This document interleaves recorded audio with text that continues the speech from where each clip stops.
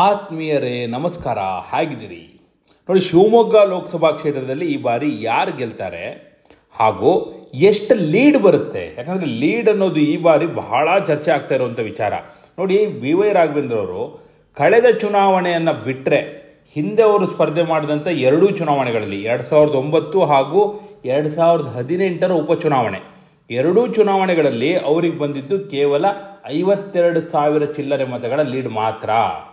2014ರಲ್ಲಿ ರಾಘವೇಂದ್ರ ಸ್ಪರ್ಧೆ ಮಾಡಿರಲಿಲ್ಲ. ಆಗ ಯಡಿಯೂರಪ್ಪನವ್ರು ಕಂಟೆಸ್ಟ್ ಮಾಡಿದ್ರು. ಯಡಿಯೂರಪ್ಪನವರಿಗೆ 3,63,305 ಮತಗಳ ಲೀಡ್ ಬಂದಿತ್ತು. ಅದು ಬಹಳ ದೊಡ್ಡ ಲೀಡು.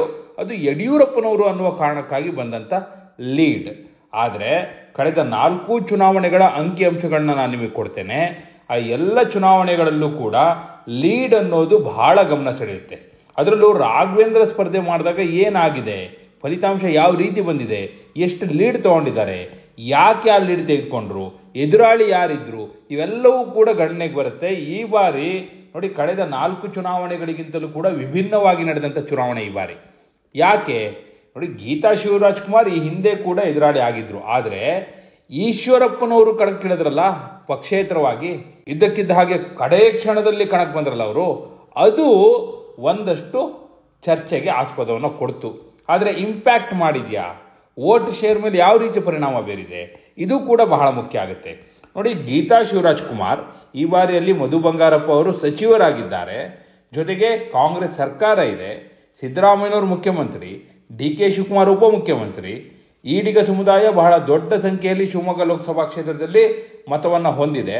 ಅದರ ಜೊತೆಗೆ ಗ್ಯಾರಂಟಿಯ ಪರಿಣಾಮ ಏನು, ಗ್ಯಾರಂಟಿ ಎಷ್ಟರ ಮಟ್ಟಿಗೆ ವರ್ಕೌಟ್ ಆಗುತ್ತೆ, ಮಹಿಳೆಯರೆಲ್ಲ ಯಾವ ರೀತಿ ಮತದಾನ ಮಾಡ್ತಾರೆ, ಇವೆಲ್ಲವೂ ಕೂಡ ಪರಿಣಾಮ ಬೀರುತ್ತೆ ಈ ಬಾರಿ. ಇದು ಒಂದು ಕಡೆ, ಇದು ಕಾಂಗ್ರೆಸ್ ಆಂಗಲ್. ಇನ್ನೊಂದು ಕಡೆ ಈಶ್ವರಪ್ಪನವರು, ಅವರ ಜೊತೆ ಕೆಲವಾದರೂ ಹಿಂದುತ್ವದ ಮತಗಳಿದೆ. ಆ ಹಿಂದುತ್ವದ ಕಟ್ಟರ್ ಹಿಂದುತ್ವವಾದಿ ಅನ್ನುವ ಕಾರಣಕ್ಕಾಗಿ ಅವರು ಪದೇ ಪದೇ ಡೈಲಾಗ್ಗಳನ್ನ ಹೊಡಿತಾ ಇರ್ತಾರಲ್ಲ, ಗೂಂಡಾ ಮುಸ್ಲಿಮರು ಅನ್ನುವಂಥದ್ದು. ಅದರಿಂದ ರೊಚ್ಚಿಗೆದ್ದು ಕೆಲವು RSSನವರು, ಬಜರಂಗ ದಳದವರು, ಹಿಂದುತ್ವವಾದಿಗಳು, ಕಟ್ಟರ್ ಹಿಂದುತ್ವವಾದಿಗಳು ಮತವನ್ನು ನೀಡಿರುವಂಥ ಸಾಧ್ಯತೆ ಇದೆ. ನಂಬರ್ 1. ನಂಬರ್ 2, ಅವರ ಸಂಬಂಧಿಕರು, ಸ್ನೇಹಿತರು, ಬಹಳ ಆಪ್ತೇಷ್ಟ ಕುರುಬರಿರ್ತಾರಲ್ಲ. ಸಿದ್ದರಾಮಯ್ಯನವರು ಮುಖ್ಯಮಂತ್ರಿ ಆಗಿರೋದ್ರಿಂದ ದೊಡ್ಡ ಸಂಖ್ಯೆಯಲ್ಲಿ ಕುರುಬ ಸಮುದಾಯ ಜನರಲ್ ಆಗಿ ನೀವು ನೋಡಿದ್ರೆ ಕಾಂಗ್ರೆಸ್ಸಿಗೆ ಓಟ್ ಹೋಗುತ್ತೆ, ನೋ ಡೌಟ್ ಇನ್ ದಟ್. ಆದರೆ ಇವರ ಸಂಬಂಧಿಕರು ಹೀಗೆ ರೀತಿ ಕೆಲವು ಇವರಿಂದ ಲಾಭ ಪಡೆದಂಥವ್ರು, ಹೀಗೆ ಇವರ ಫಾಲೋವರ್ಸ್ ಇರ್ತಾರಲ್ಲ, ಆ ಕೆಲವು ಕುರುಬ ಮತಗಳು ಇವ್ರಿಗೆ ಬೀಳುತ್ತೆ. ಹಾಗೆ ಒಂದು ಆಂಟಿ ಇನ್ಕಂಬೆನ್ಸಿ ಅಂತ ಇರುತ್ತಲ್ಲ. ಈಗ ರಾಘವೇಂದ್ರ ಅವರು ಸತತವಾಗಿ ಸಂಸದರಾಗ್ತಾ ಬರ್ತಾ ಇದ್ದಾರೆ. 2009ರಲ್ಲಿ, 2018 ಬೈ ಎಲೆಕ್ಷನ್ನು, 2019ರಲ್ಲಿ, ಇದರ ನಡುವೆ 2014ರಲ್ಲಿ ಅವ್ರ ತಂದೆ ಯಡಿಯೂರಪ್ಪನವರು, ಹೀಗೆ 4 ಬಾರಿ ಅವರ ಕುಟುಂಬದವರೇ ಈಗ ಸಂಸದರಾಗಿದ್ದಾರೆ. ಹೀಗಾಗಿ ಸಹಜವಾಗಿ ಕೆಲವರಿಗೆ ಒಂದು ಬೇಸರ ಬಂದಿರುತ್ತೆ, ಒಂದು ಚೇಂಜ್ ಮಾಡೋಣ ಅಂತ ಯಾರಾದರೂ ಕೆಲವರು ಇದ್ದರೆ ಆ ಮತಗಳು ಕೂಡ ಅವರ ವಿರುದ್ಧ ಬೀಳುತ್ತೆ ಅನ್ನುವಂಥದ್ದು. ಹಾಗೆ ಈಶ್ವರಪ್ಪನವರಿಗೆ ಶಿವಮೊಗ್ಗ ಸಿಟಿಯಲ್ಲಿ ಒಂದಷ್ಟು ಓಟ್ಗಳು ಬೀಳುತ್ತೆ. ಮತ್ತು ಅವ್ರು ಏನು ಮಾಡಿದ್ದಾರೆ, ಈ ಬೈಂದೂರು ಭಾಗದಲ್ಲೆಲ್ಲ ಯಾರು BJP ಬಗ್ಗೆ ಅಸಮಾಧಾನಗೊಂಡಿದ್ದಾರೆ, ಅವ್ರು BJP ಓಟ್ ಹಾಕಕ್ಕೆ ಮನಸ್ಸಿರಲ್ಲ, ಕಾಂಗ್ರೆಸ್ಗೂ ಹಾಕಲ್ಲ, ಅಂಥವರ ಓಟ್ಗಳನ್ನ ಸಂಪನ್ಮೂಲ ವಿನಿಯೋಗ ಮಾಡಿ ತಮ್ಮ ಕಡೆ ಡೈವರ್ಟ್ ಮಾಡ್ಕೊಂಡಿರುವಂಥ ಕೆಲಸ ಮಾಡಿದ್ದಾರೆ. ಕೆಲವು ಮತಗಳು, ನಾನು ಹೇಳ್ತೀನಲ್ಲ, ಇದು ಯಾವುದು ಬಹಳ ದೊಡ್ಡ ಸಂಖ್ಯೆಯ ಮತಗಳಲ್ಲ. ಆದರೆ ಇವೆಲ್ಲವೂ ಕೂಡ ರಾಘವೇಂದ್ರ ಅವರ ವಿರುದ್ಧ ಒಂದಷ್ಟು ಕೆಲಸ ಮಾಡ್ತಾ ಇದೆ ಅನ್ನುವಂಥದ್ದು ಮೇಲ್ನೋಟಕ್ಕೆ ಗೋಚರಿಸ್ತಾ ಇದೆ. ನಾನು ನಿಮಗೆ ಹೇಳಿದೆ, 2009ರಲ್ಲಿ ಮೊದಲ ಬಾರಿ ಬಿ ವೈ ರಾಘವೇಂದ್ರ ಸ್ಪರ್ಧೆ ಮಾಡಿದ್ದು ಶಿವಮೊಗ್ಗ ಲೋಕಸಭಾ ಕ್ಷೇತ್ರದಿಂದ. ಆಗ ಅವರ ಎದುರಾಳಿ ಯಾರಪ್ಪ ಅಂದರೆ ಘಟಾನುಘಟಿ ನಾಯಕ ಮಾಜಿ ಮುಖ್ಯಮಂತ್ರಿ ಎಸ್ ಬಂಗಾರಪ್ಪನವರು. ಆ ಚುನಾವಣೆಯಲ್ಲಿ ಆಗ BJP ಸರ್ಕಾರ ಇತ್ತು, ಯಡಿಯೂರಪ್ಪನವರು ಮುಖ್ಯಮಂತ್ರಿ ಆಗಿದ್ರು. ಅದು ಬಹಳ ದೊಡ್ಡ ಅಡ್ವಾಂಟೇಜ್ ಆಗಿತ್ತು. ಆಗ ಬಂಗಾರಪ್ಪನವರು 4,29,890 ಮತಗಳನ್ನ ತೆಗೆದುಕೊಂಡ್ರೆ ಬಿ ವೈ ರಾಘವೇಂದ್ರ 4,82,783 ಮತ ತೆಗೆದುಕೊಂಡ್ರು. ಬಹಳ ಟೈಟ್ ಫೈಟ್ ಆಯಿತು. ಕೇವಲ 52,893 ಮತಗಳಿಂದ ರಾಘವೇಂದ್ರ ವಿನ್ ಆಗಿದ್ರು. ನೋಡಿ, ಮೊದಲ ಚುನಾವಣೆಯಲ್ಲಿ ಕೇವಲ 52,000 ಲೀಡು.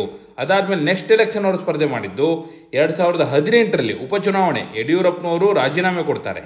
ಅವರು ಮುಖ್ಯಮಂತ್ರಿ ಆದ ನಂತರ ಲೋಕಸಭಾ ಸ್ಥಾನಕ್ಕೆ ರಾಜೀನಾಮೆ ಕೊಡ್ತಾರೆ. ಆಗ ರಾಘವೇಂದ್ರ 5,43,306 ಓಟ್ ತಗೋತಾರೆ. ಅವರ ಎದುರಾಳಿಯಾಗಿ JDS ಇಂದ ಮಧು ಬಂಗಾರಪ್ಪ, ಕಾಂಗ್ರೆಸ್ ಹಾಗೂ JDS ಒಗ್ಗೂಡಿ ಕ್ಯಾಂಡಿಡೇಟ್ನ ಹಾಕ್ತವೆ.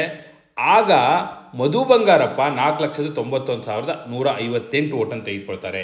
ಆಗಲೂ ರಾಘವೇಂದ್ರಗೆ ಬಂದಿದ್ದ ಲೀಡು 52,148 ಮತಗಳು ಮಾತ್ರ. ಸೊ ಆಗಲೂ 52,000 2009ರಲ್ಲಿ, ಅದಾದ ನಂತರ 2018ರಲ್ಲೂ ಕೂಡ 52,000. ಆದರೆ 2019ರಲ್ಲಿ ಏನಾಗುತ್ತೆ, ಕಾಂಗ್ರೆಸ್ JDS ಒಗ್ಗೂಡಿ ಚುನಾವಣೆಯನ್ನು ಎದುರಿಸ್ತವೆ. ಅವರ ಕಾರ್ಯಕರ್ತರ ನಡುವೆ ಹೊಂದಾಣಿಕೆ ಆಗೋದಿಲ್ಲ. ಪರಿಣಾಮವಾಗಿ Raghavendra for the first time 2,23,360 ಮತಗಳ ಲೀಡಿಂದ ವಿನ್ ಆಗ್ತಾರೆ. ಅವ್ರು ತೆಗೆದುಕೊಂಡಿದ್ದ ಮತ ಎಷ್ಟು ಅಂದರೆ ಟೋಟಲ್ಲು 7,29,872. ಇದು ಕಳೆದ ಚುನಾವಣೆಯ ಅಂಕಿಅಂಶ. ಇವ್ರ ಎದುರುಗಡೆ JDS ಇಂದ ಮಧು ಬಂಗಾರಪ್ಪ ವಿತ್ ಕಾಂಗ್ರೆಸ್ ಸಪೋರ್ಟ್ ತೆಗೆದುಕೊಂಡಿದ್ದು 5,06,512 ಮತಗಳನ್ನ. ಸೊ 2.25 ಲಕ್ಷ ಲೀಡಲ್ಲಿ BY ರಾಘವೇಂದ್ರ ವಿನ್ ಆಗಿದ್ರು. ಆದರೆ ಈ ಬಾರಿ ರಾಘವೇಂದ್ರ ಅವರಿಗೆ ಅಷ್ಟು ಲೀಡ್ ಬರುತ್ತಾ? ಯಾಕಂದ್ರೆ ನಾ ಹೇಳಿದ ಫ್ಯಾಕ್ಟರ್ಗಳೆಲ್ಲ ಯಾವ ರೀತಿ ವರ್ಕ್ ಆಗ್ತಿದೆ ಅಂತ ನೀವು ನೋಡಿದ್ರಲ್ಲ. ಅವರ ಸಾಧನೆಗಳು ಅವರ ಬೆನ್ನ ಹಿಂದೆ ಇದೆ, ನೋ ಡೌಟ್ ಇನ್ ದಟ್. ಹಾಗೆ ಮೋದಿ ಅವರ ಹೆಸರು ಕೂಡ ಅವರ ಕೈ ಹಿಡಿಯುತ್ತೆ. BY ವಿಜಯೇಂದ್ರ ಈಗ BJP ರಾಜ್ಯಾಧ್ಯಕ್ಷರಾಗಿದ್ದಾರೆ. ಇವೆಲ್ಲವೂ ಕೂಡ ಅಡ್ವಾಂಟೇಜೇ. ಬಟ್ ನೀವು ನೋಡಿ, ಒಂದನ್ನು ಬಹಳ ಸೂಕ್ಷ್ಮವಾಗಿ ಗಮನಿಸಿ. ಈ ಬಾರಿ ಚುನಾವಣೆಯಲ್ಲಿ ಯಡಿಯೂರಪ್ಪನವರು, ವಿಜಯೇಂದ್ರ ಎಲ್ಲರೂ ಕೂಡ ಈ ಹಿಂದಿನ ಚುನಾವಣೆಗಳಿಗಿಂತ ಹೆಚ್ಚು ಕಾನ್ಸಂಟ್ರೇಟ್ ಮಾಡಿದ್ರು ಶಿವಮೊಗ್ಗದಲ್ಲಿ. ಒಂದು ಕಾಂಗ್ರೆಸ್ ಸರ್ಕಾರ ಇದೆ, ಮತ್ತೊಂದು ಈಶ್ವರಪ್ಪ ಸ್ಪರ್ಧೆ ಮಾಡಿದ್ರಲ್ಲ, ಯಾವ ಕಾರಣಕ್ಕೂ ಎಡವಟ್ಟು ಆಗಬಾರ್ದು ಅನ್ನೋ ಕಾರಣಕ್ಕಾಗಿ ಬಹಳ ಕಾನ್ಸಂಟ್ರೇಟ್ ಮಾಡಿದ್ರು. ಸ್ಟಿಲ್ ಅಲ್ಲಿ ಗ್ರೌಂಡ್ ರಿಪೋರ್ಟ್ ಬರ್ತಾ ಇರೋ ಪ್ರಕಾರ, ಶಿವಮೊಗ್ಗದಿಂದ ಬರ್ತಾ ಇರುವಂಥ ಗ್ರೌಂಡ್ ರಿಪೋರ್ಟ್ ಪ್ರಕಾರ ಈ ಬಾರಿ ರಾಘವೇಂದ್ರ ಅವರಿಗೆ 2009 ಹಾಗೂ 2018ರ ಬೈ ಎಲೆಕ್ಷನ್ಲಿ ಏನು 52,000 ಚಿಲ್ಲರೆ ಲೀಡ್ ಬಂತಲ್ಲ, ಅಂಥದ್ದೇ ಲೀಡ್ ಬಂದರೆ ಹೆಚ್ಚು ಅನ್ನುವಂಥ ರಿಪೋರ್ಟ್ ಬರ್ತಾ ಇದೆ. ಕಳೆದ ಚುನಾವಣೆ 2019ರಲ್ಲಿ 2.25 ಲಕ್ಷ ಲೀಡು, ಆ ರೀತಿ ಸಾಧ್ಯತೆ ಇಲ್ಲ. ಈ ಬಾರಿ 50,000 ಆಸುಪಾಸು ಅವರ ಲೀಡ್ ಆಗ್ಬೋದು ಅನ್ನೋದು ಶಿವಮೊಗ್ಗದಿಂದ ಬರ್ತಾ ಇರುವಂಥ ಗ್ರೌಂಡ್ ರಿಪೋರ್ಟ್. ನಿಮ್ಮ ಪ್ರಕಾರ ರಾಘವೇಂದ್ರ ಅವರಿಗೆ ಎಷ್ಟು ಲೀಡ್ ಬರ್ಬೋದು? ಎಸ್, ರಾಘವೇಂದ್ರ ಅವ್ರು ಗೆಲ್ತಾರಾ ಅಥವಾ ಗೀತಾ ಗೆಲ್ತಾರಾ ಅಥವಾ ಪವಾಡ ಎನ್ನುವ ರೀತಿಯಲ್ಲಿ ಈಶ್ವರಪ್ಪನವ್ರು ಏನಾದ್ರು ಗೆದ್ದು ಬಿಡ್ತಾರಾ? ರಾಘವೇಂದ್ರ ಅವ್ರು ಗೆಲ್ತಾರೆ ಅನ್ನೋದಾದ್ರೆ ಎಷ್ಟು ಲೀಡು? ಎಸ್, ಕಮೆಂಟ್ ಮೂಲಕ ನಿಮ್ಮ ಅಭಿಪ್ರಾಯವನ್ನು ತಿಳಿಸಿ. ಹಾಗೆ ನೀವು ಇನ್ನೂ ನಮ್ಮ ಚಾನಲ್ನ ಸಬ್ಸ್ಕ್ರೈಬ್ ಮಾಡಿಲ್ಲ ಅಂದರೆ ಈಗಲೇ ಸಬ್ಸ್ಕ್ರೈಬ್ ಮಾಡಿ, ಫೇಸ್ಬುಕ್ನಲ್ಲಿ ಫಾಲೋ ಮಾಡಿ, ಲೈಕ್ ಮಾಡಿ. ಧನ್ಯವಾದ.